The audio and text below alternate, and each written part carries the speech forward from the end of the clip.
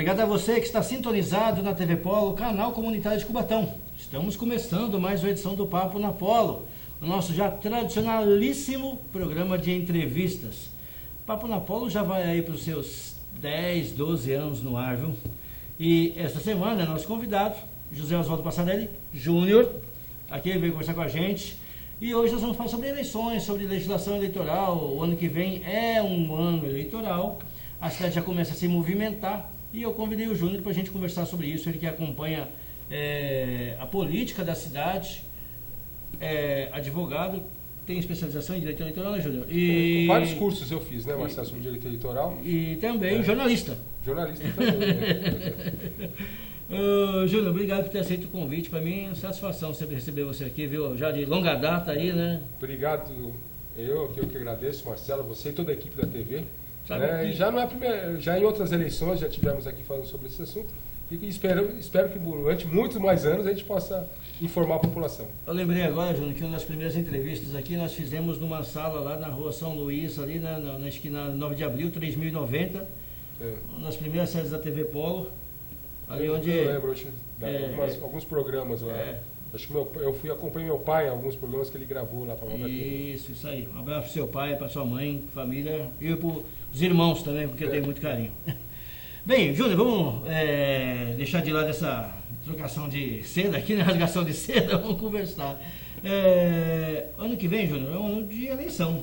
E a cidade já começa a se movimentar. Um problema, primeiro, que a cidade enfrenta é essa questão da biometria. E o ano que vem a cidade está incluída nas cidades que tem que ter a obrigatoriedade da biometria, não é isso? E a gente está vendo aí uma fila gigantesca se formando diariamente no cartório eleitoral. Brasileiro é assim mesmo? Deixa tudo para última hora. Não duvide, Marcelo, que alguns candidatos vão acabar desistindo porque esqueceram de fazer a biometria. Né? Então há esse risco. Há esse risco, membros de partidos, presidentes de partidos, que pode, de repente, vão ser pegos sem a renovação do seu título, com o cancelamento do título antigo. Já é uma coisa importante, dá tempo ainda, hein? Olha, se você tem alguém aí, se você é um dos responsáveis por filiação de pré-candidatos a vereador, ou até mesmo ao executivo, primeiro item, checar... ter o título. Ter o título. Ter o título para poder ser candidato. Termina agora em dezembro o prazo para que as pessoas possam regularizar o seu título. A cidade vai ser, pela primeira vez, nós teremos votação biométrica. E aí eu conversei, viu, Júnior, com o cartório eleitoral e parece que eles, se esforçando muito, vão chegar em 75% do eleitorado. Você acha que isso pode comprometer a eleição? Não, comprometer a eleição não, Marcelo, mas pode mudar um pouquinho o cenário, a questão de coeficiente eleitoral. Eu não sei como está a questão dos eleitores, se um bairro tem mais pessoas fazendo título do que outro, isso eu não tenho essa noção, porque nós sabemos que as eleições municipais aqui elas são meio que barristas. Algumas linhas partidárias têm mais força em um bairro, outras em outro. Então aí, se de repente um bairro tiver pouco eleitor, a maioria que não fez o título for de um bairro, aí pode sim influenciar aquele reduto. Com essas mudanças todas, principalmente habitacionais, agora a gente vai ter mais uma grande agora aqui, o pessoal vai migrar, eu acho que da Água Fria para o centro da cidade aqui, que é ali aquelas torres do CDHU. Isso também muda um pouco e vai de encontro a isso que você está falando, né, não? Por exemplo, o Casqueiro mudou muito porque veio muita gente da Cota 200 para o Casqueiro, né? Então, houve a população eleitoral do Casqueiro aumentou e lá na Cota diminuiu. Não sei se isso mudou. Mas aí o eleitor que tinha já uma identificação com alguns nomes, esses candidatos também acompanharam. Muitos, até vereadores que moravam nas cotas, um exemplo do Isupio, hoje mora lá do Casqueiro. Então vai os eleitores e vão os vereadores, vão os candidatos, também acompanham essa mudança geográfica, né? Tá, antes da gente falar tecnicamente, Júnior, o que você acha assim, da expectativa para essa próxima eleição?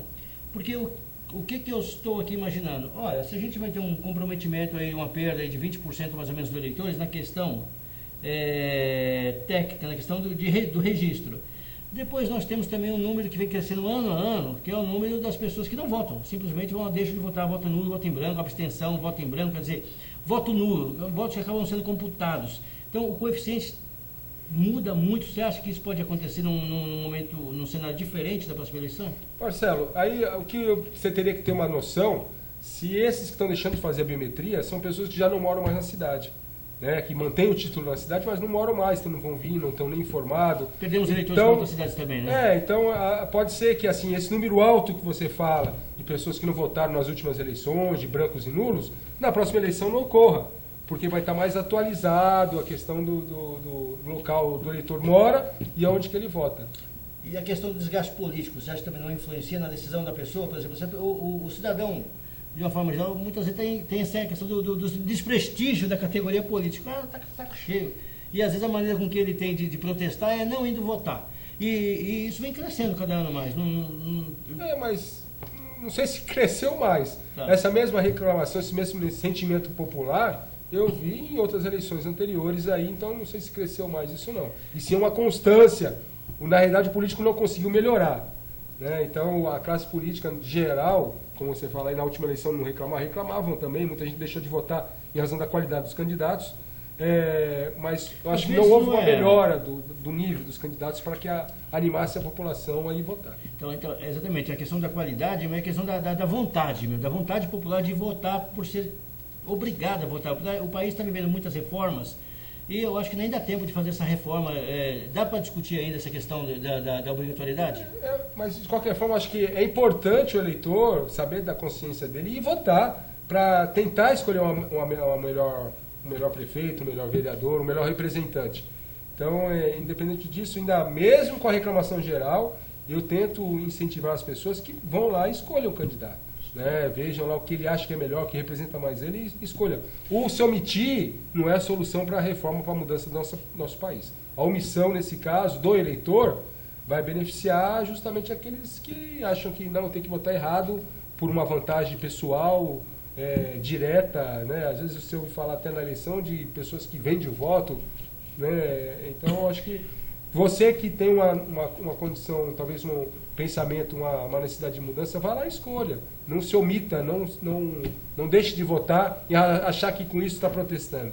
Isso vai estar ajudando os maus políticos. E de alguma maneira, tu acha que a Justiça Eleitoral pode entender, ou está implícito de alguma forma na lei, de que esse número tem um patamar, por exemplo, assim, 40%, ou, por exemplo, o número de eleitores que acabam criando os votos válidos tem valor mínimo, patamar mínimo, 50%, 51% ou não? Não, essa questão de votos aí é que assim, o pessoal deixar de votar, ele não é voto nulo, né?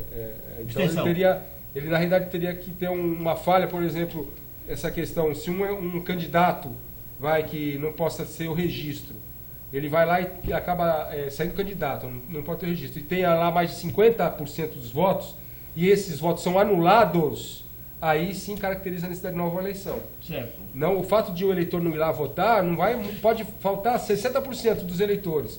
Não vai mudar o resultado. Certo. Então seria o quê?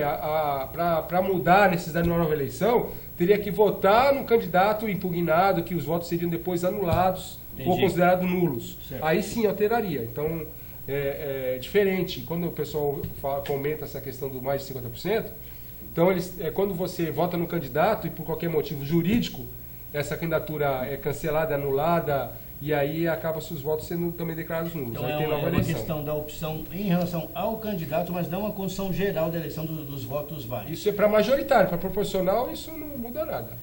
Daqui falando em proporcional, nós vamos conversar sobre isso, mas é no próximo bloco. Preciso fazer um rápido intervalo, daqui a pouco eu volto. Sai daí não.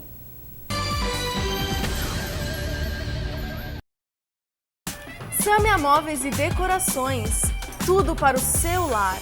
Há mais de 18 anos acreditando e investindo em Cubatão. Temos o que há de melhor em camas, estofados, salas e os melhores homes para o seu ambiente. Móveis modernos e com qualidade que você merece. Aqui você decora sua casa com preço baixo e pagamento facilitado. Localizado na Avenida Martins Fontes 650, na Vila Nova, em frente ao posto BR. Aceitamos cartões e facilitamos o pagamento.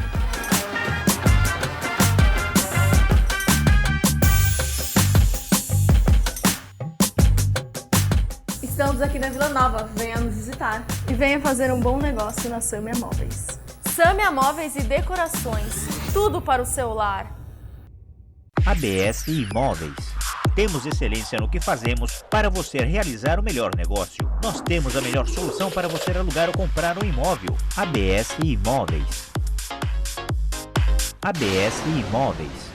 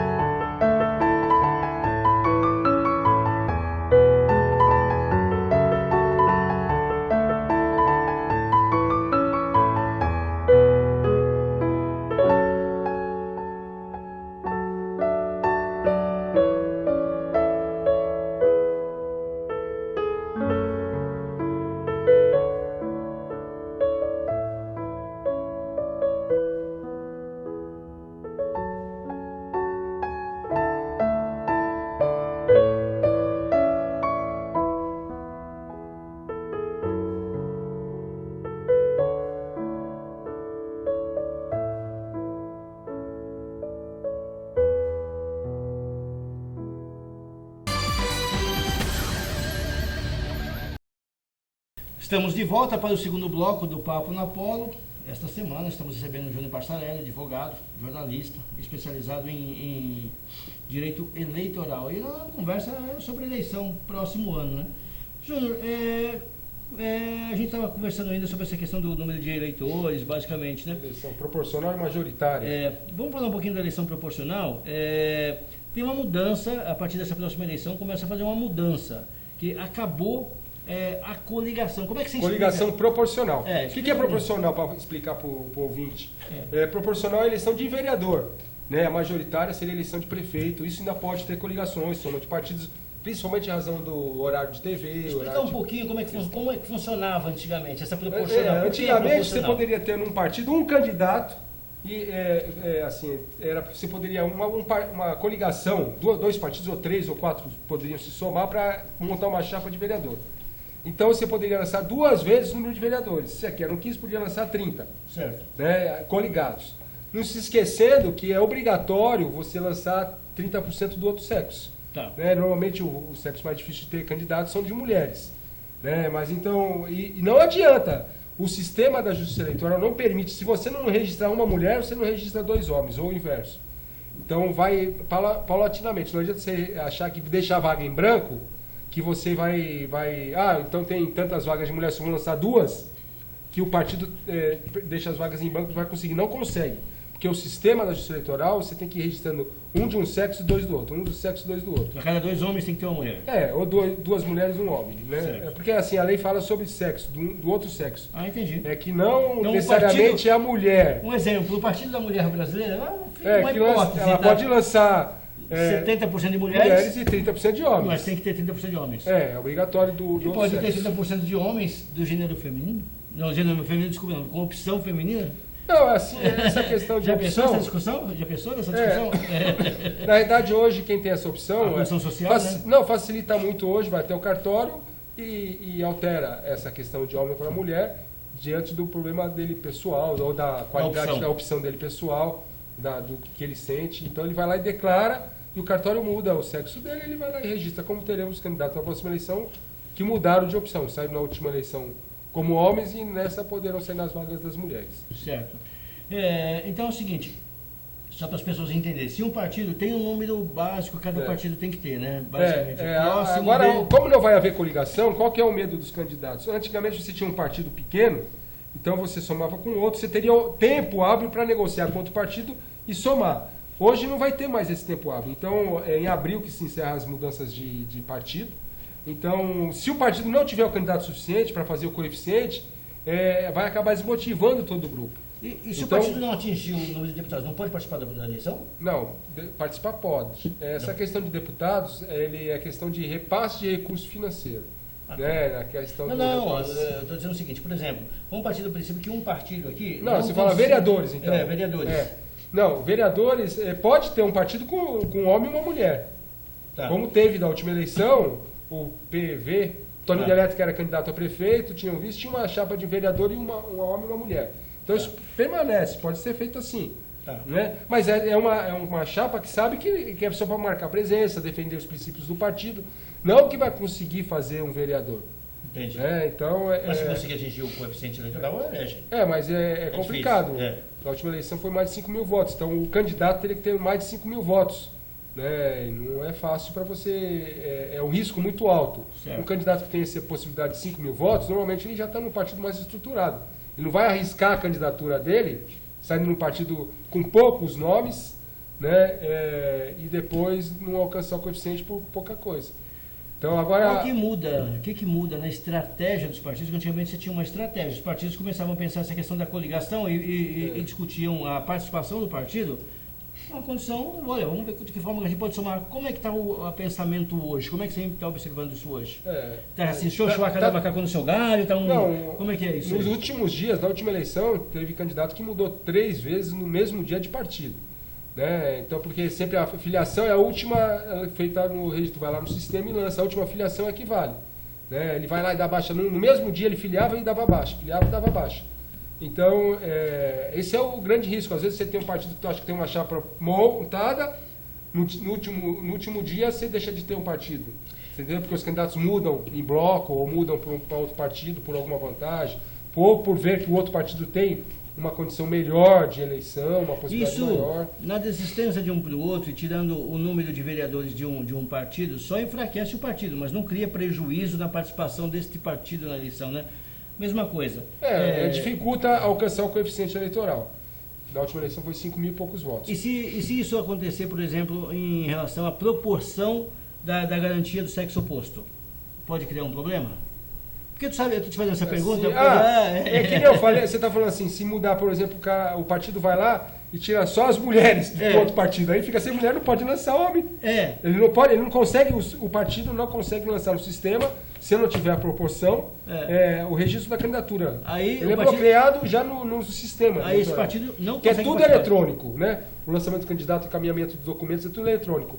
Então o sistema não tem quebra-galho. Se tu vai entrar no sistema e não vai conseguir fazer o registro, porque não tem a mulher. Então, se, por exemplo, um partido convence todas as mulheres saem de um partido para o outro, os homens vão Ele acaba inviabilizando a participação daquele partido? Também, viabilizando a participação dos homens. Né? Olha, deixa eu falar uma coisa aqui. Atenção, mulheres que estão no pleito, no próximo pleito. A sua participação vale ouro. Vai ser uma discussão, vai ser uma briga, vai ter um voto mais pesado, mas assim, para ter essa mulher no seu partido, então, o partido vai ter necessidade.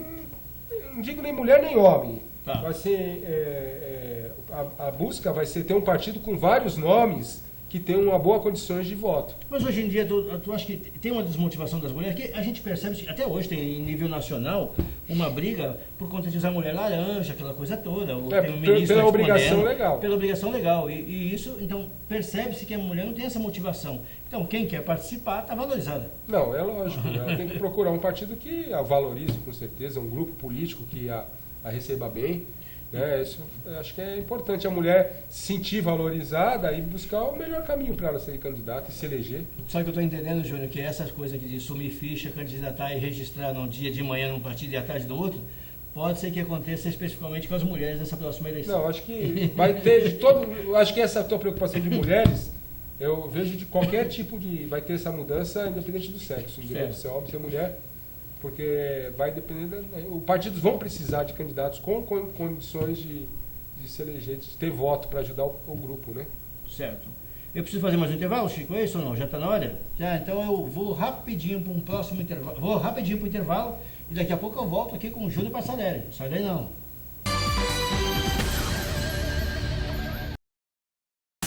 Samia Móveis e Decorações. Tudo para o seu lar. Há mais de 18 anos acreditando e investindo em Cubatão. Temos o que há de melhor em camas, estofados, salas e os melhores homes para o seu ambiente. Móveis modernos e com qualidade que você merece. Aqui você decora sua casa com preço baixo e pagamento facilitado. Localizado na Avenida Martins Fontes 650, na Vila Nova, em frente ao posto BR. Aceitamos cartões e facilitamos o pagamento.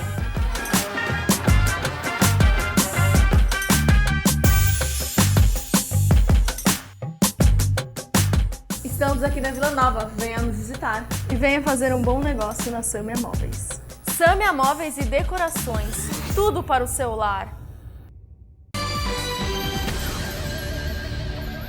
Estamos de volta aqui para o terceiro bloco, último bloco desta edição do Papo na Polo. A gente está conversando com o José Oswaldo Passarelli Júnior e falando um pouco sobre a questão política aqui da cidade, né? A questão do direito eleitoral também. Você que tem que fazer a biometria, presta atenção, últimos dias tem aquela filinha lá para encarar, né? Não tem jeito.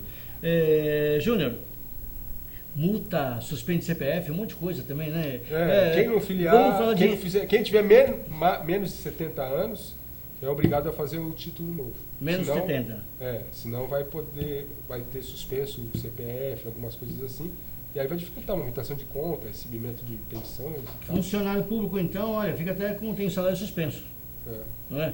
Júnior, a gente está falando de inabilidade por parte do eleitor, mas tem também a questão das inabilidades, elegibilidades por conta de candidatos. E o que acaba se tornando um jogo de xadrez. Isso acaba compondo o jogo de xadrez, que é a organização política desse cenário político. Né? E Cubatão já teve muitos casos desse tipo, né, o Marcelo? Talvez por isso se discuta muito na cidade, essa questão de elegibilidade, quem pode ou não pode ser candidato, quem pode ou não pode ser impugnado, né? O Ney Serra teve vários problemas como esse. Uma vez, recordando aqui que meu pai foi candidato a prefeito, o vice era Luiz Carlos Costa. Sim. E o Luizinho teve as contas como presidente da Câmara rejeitadas, na época ele era presidente. Em razão disso, ele ficou 8 anos sem poder ser candidato. Já está liberado, já pode ser candidato agora. Mas aí, chegamos a registrar o Luizinho, aquela conversa que pode, não pode ser candidato. E aí ele acabou sendo impugnado, tivemos que trocar. O Luizinho, saiu o Luiz Carlos Costa, entrou o Aneildo. Aneildo Luiz. Em razão de rejeição das contas da presidência da Câmara do Luiz Carlos Costa. Aqui em Cubatão a gente sempre tem o Tribunal de Contas da União, o Tribunal de Contas do Estado. É bem rigoroso, está sempre rejeitando. Tem muita gente com conta rejeitada aqui. Tem vários aí. O ex-presidente aí, o alemão, que acabou depois lançando o filho, também teve as contas rejeitadas. Tivemos outros nomes aí. Mas é fácil, é só você entrar no Tribunal de Contas e lá e consulta os nomes das pessoas que tiveram as contas rejeitadas. Isso é legal. Então, se você entrar na página do Tribunal de Contas do Estado... Aí tem lá uma tabela lá, e que essa tabela é encaminhada para o promotor eleitoral na época das eleições, e ele usa isso como referência para impugnar as candidaturas. Certo. Então tu sabe que a estratégia política de o cara ganhar a eleição é na realidade, criando prejuízo para o outro, proibindo a participação do outro. Já é um lucro. O que proíbe não é nem o candidato, sim a própria lei. A condição. A Lei 6490, que cuida das questões de elegibilidade, e fala sobre que um dos motivos é a rejeição das contas transitadas e julgadas. Você acha que existe irresponsabilidade do candidato que vai para um pleito desse, ele está enganando o eleitor, sabendo que ele tem a consciência ou ele tem a esperança de que algum recurso judicial pode permitir ele participação? É que assim, a justiça de forma geral, ela tem às vezes decisões de forma A e decisões de forma B. Né? Às vezes, num caso, muito semelhantes. São muitos detalhes que às vezes você não... Uma coisinha, uma vírgula, um pouquinho a coisa, você consegue mudar uma decisão. A compreensão. Então, a falta que o diga Lewandowski, no caso da Dilma Rousseff, então, lá que... essa questão de, às vezes, mudança, dependendo do relator que cai, da justiça de forma geral, que acaba criando esperança. Eu vou brigar. Só que tem uma diferença, Marcelo. Nas eleições dessa época aí do meu pai, do Ney Serra, que foi impugnado várias vezes, teve o registro indeferido, mas depois a candidatura registrou. Recentemente, o próprio Lula não fez ele estava preso, registrou a candidatura e depois o quê? Teve que trocar o candidato. Certo. Então, mas antigamente, o prazo de campanha era 90 dias. Agora o prazo de campanha e de registro passou para 45 dias. Então você não vai conseguir um processo que termine até Brasília durante esse período de 45 dias. Se der muita sorte, julga em São Paulo. Só o prazo processual de contestação muitas vezes é 15 dias. Então a justiça eleitoral, os prazos são em 3 dias, 2 dias, em 48 horas. Os prazos são mais apertados em razão de justamente essa celeridade. Mas mesmo com tudo isso, você não consegue mais levar um processo até Brasília antes do término das eleições. Certo. Então, aí o que vai acontecer? Candidato que tem problema, que temos vários aí, que tem problema, vão registrar a candidatura, aí o Ministério Público, outro candidato, outro partido vai impugna, aí vai ficar lá no sistema eleitoral, candidato sob júdice, vai ter a decisão em primeiro grau, se der tempo a segunda, mas não vai dar tempo a terceira. Então, o eleitor sempre vai ficar na dúvida se ele vai poder, sim ou não, ser candidato. Se os votos dele vão ser válidos ou vai ficar, no dia da eleição, vai aparecer 0. Certo. Você entendeu? Então, essa insegurança política jurídica. Jurídica. Né? Política também, porque como você vai agregar sua candidatura? Fica difícil de você apoiar um candidato nessa dúvida. Basicamente, né? porque a dúvida vai existir, porque são vários motivos de impugnação. Né? Então, não é um só. Mesma coisa, condenação criminal. Existe uma diferença que às vezes as pessoas falam, mas por que fulano não teve condenação, pode ser candidato? Tem condenações que tiram os direitos políticos. Tem condenações que não tiram os direitos políticos. Agora, se estiver cumprindo a pena, mesmo uma multa, ele foi lá, teve um acidente de trânsito, enquanto ele não pagar a multa, ele está com os direitos políticos suspensos. Pagou a multa, está liberado. Certo. E tem outros casos, que é a rejeição de contas, que aí é 8 anos a partir do trânsito julgado da decisão. Mas aí já é um processo mais longo, normalmente esses são casos mais emblemáticos, não são casos mais... Que nem não, Agora, eu queria te perguntar, Júnior, tu acha que na próxima eleição, essa questão da internet, de fake news, eu digo o seguinte, que isso tudo sempre existiu de maneira analógica mesmo. Antigamente você tinha aqueles panfletinhos, né, que o pessoal jogava na rua, contando história errada do outro. Hoje em dia é feito de maneira cibernética, né? Mudou só o sistema. Mas já tem algum recurso que protege, por exemplo, uma pessoa disso? Não, protege assim, tenta... porque o dano é muito rápido, né, Marcelo? A internet vai lançar até você conseguir... Tem alguns sistemas que punem mais rigorosamente. Existem as ações próprias da própria Justiça Eleitoral que regulamentou essa questão. Só que o eleitor tem que também perceber e não acreditar antes, tentar confirmar as informações antes dele ver qualquer notícia, né, contra o seu candidato A ou B. Porque mesmo com a punição, com a mudança e a fiscalização, vão haver muitos fake news, muitas notícias falsas. Né? Porque é muito, às vezes, uma criança que eu digo um adolescente, prepara alguma coisa, acha engraçado e põe na internet. Aquilo dá um desgaste danado, né? É verdade. Põe uma foto da pessoa sendo presa, uma foto mexendo com uma mulher, alguma coisa assim, muda a imagem. Hoje, eu mesmo, às vezes, eu tenho que tomar cuidado, que eu vou ver na internet, vejo uma foto, aí tem que começar a pesquisar para saber se aquela imagem é verdadeira, do tamanho da informação que vem, a princípio você recebe, você acredita. Então o eleitor tem que estar consciente de não sair acreditando na primeira notícia que ele vê. Dentro da tua situação, tu acha que a especialização agora tem que margear também essas condições aí, dessa luta cibernética aí do direito eleitoral? O candidato vai ter que ter uma equipe rastreando isso e denunciando e fazendo... Isso, né? Cada vez mais a justiça tem limitado as ações de divulgação de campanha, de comunicação. Então, a eleição está acontecendo no mundo digital. Não, acontece, mas que nem eu estou falando assim, o mundo digital é muito rápido. Então, uma notícia falsa que solte à noite, você não vai achar juízo, não vai achar plantão à noite. Às vezes ela sendo reproduzida uma noite inteira, espalhada, né, o WhatsApp e tudo mais, que aí é mais difícil o controle segurar isso. Não só a internet, o Facebook, essas coisas. Mas o WhatsApp é muito pessoal. Um sai mandando para o outro, é grupo, espalha isso. Como que você vai conseguir recuperar isso ou desgastar? Então, o eleitor tem que estar atento para não ser iludido, para não ser enganado e não acabar mudando seu voto. E até tendo a responsabilidade de compartilhar algo que de repente pode ser prejudicial para alguma pessoa. E acaba respondendo. E ele acaba respondendo criminalmente por isso. Se ele compartilhou, é que assim, tem coisas que espalham tanto, né, que é difícil você identificar com todo mundo que conseguir trazer tudo de volta. Então vai ter muito fake news na eleição. Isso aí vai ter, já tem hoje. Imagina na eleição.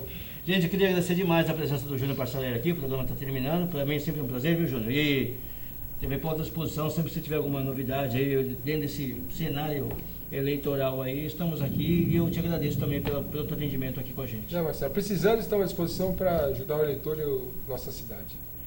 Bem, gente, esta edição do Papo da Paula fica por aqui. Eu espero que você tenha gostado e até a próxima. Tchau, tchau.